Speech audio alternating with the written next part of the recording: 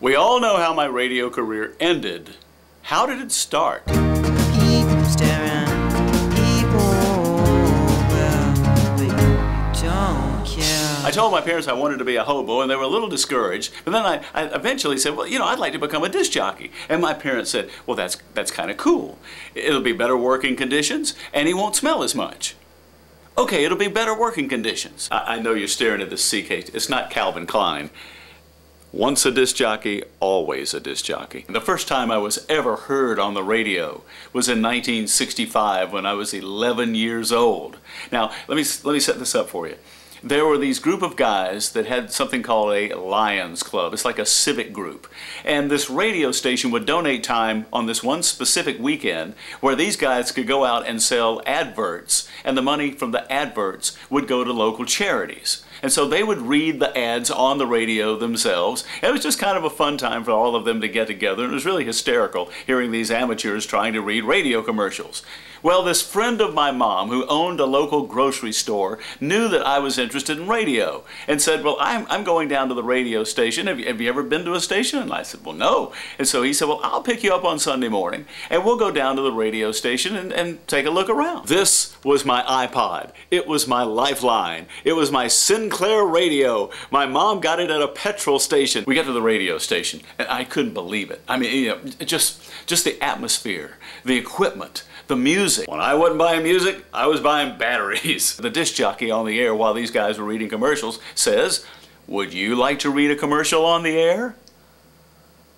Yes. It had one really important feature, and that's this, a headphone jack. Okay, this is really how it sounded. Would you like to read a commercial on the air?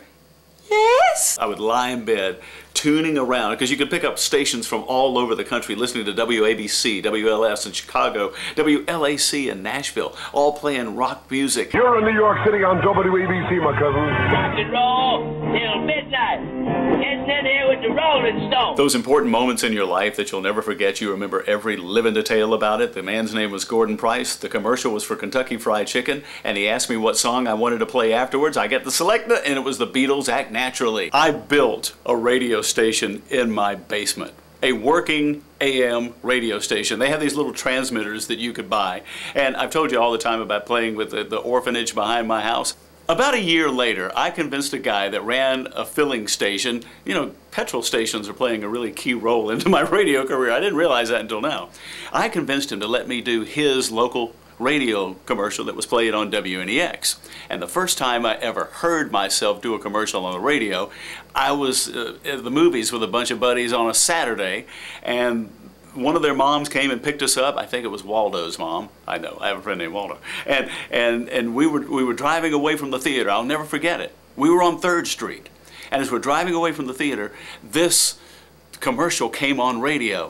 And I said, wait a minute! My dad's office was in the same building as WMAZ radio.